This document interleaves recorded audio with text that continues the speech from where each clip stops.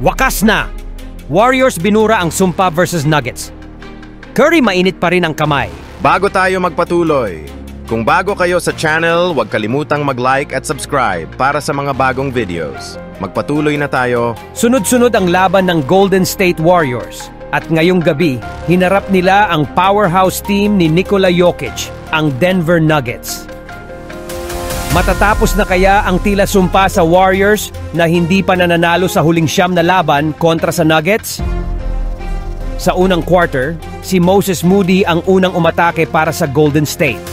Sa ikatlong minuto, sinundan ito ng tip-in ni Jimmy Butler.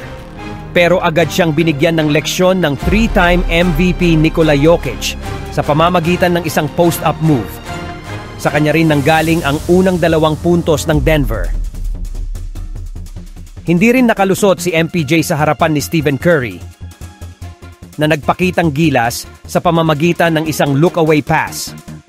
Sa early stage ng laban, tabla ang score sa 6-6. Ngunit biglang lumobo ang abante ng Nuggets matapos ang isang 13-2 run, dahilan para maagaw nila ang momentum ng laban. Si Aaron Gordon ay nagtala ng 8 points habang may 7 points si MPJ. Nagbuhos ng 3-pointer si Brandon Podziemski para putulin ang run ng Nuggets. Pero hindi rin kinaya ni Draymond Green si Jokic na nagpakawala ng one-legged fadeaway. Kasunod nito, isang and-one putback at foul laban kay Draymond. Sa natitirang 4 na minuto ng quarter, lamang na ang Denver. Hindi naman nagpahuli si Curry. Mainit sa simula, 3 of 3 sa field at 7 puntos agad. Pero kahit ganon, naungusan pa rin sila ng Nuggets sa double-digit lead. Si Jokic ay may 15 puntos sa unang yugto matapos maglaro ng 12 buong minuto. Tapos ng first quarter, 44-34 pabor sa Nuggets. Pagpasok ng second quarter, gumanda ang simula ng Warriors. Si Draymond Green ay nagpakitang gilas sa kanyang and-one layup, dahilan ng 7-2 run para sa GSW, na force nila ang Denver sa timeout. Ngunit kahit matapos ito, hindi pa rin sila nakabawi. Si Quentin Pose ay bumanat ng 3, sinundan ng putback layup ni Jimmy Butler. Unti-unting kinopo ng Warriors ang momentum.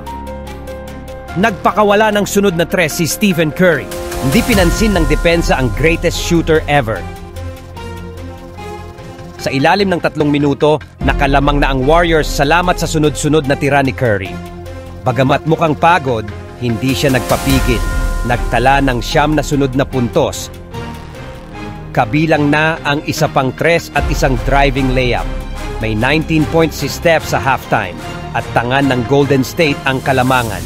Masok ang third quarter at muling kumamada si Jokic. 3 sunod na 3 ang pinalusot ng Joker. Pero bumawi si Curry ng corner 3.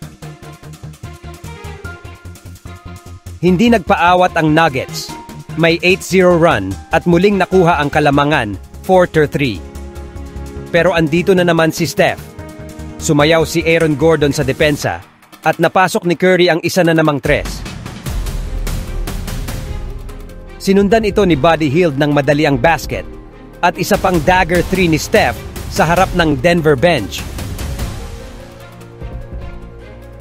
Grabe ang hype ni Curry. Mainit pa rin. Si Podziemski ay nagtala ng 19 puntos sa laban.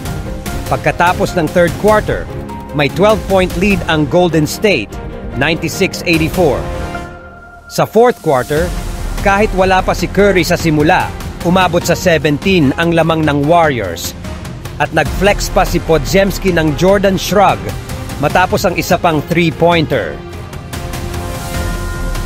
Bumalik si Draymond sa court para sa matinding depensa kontra Westbrook na napilitang mag-turnover. Bumalik din si Curry at nagpasabog ng 5 sunod na puntos sa loob lamang ng 8 minuto. Hindi na nakabalik ang Denver Nuggets.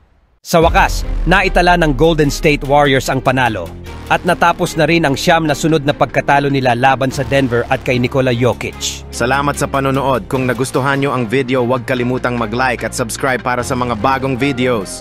God bless sa lahat.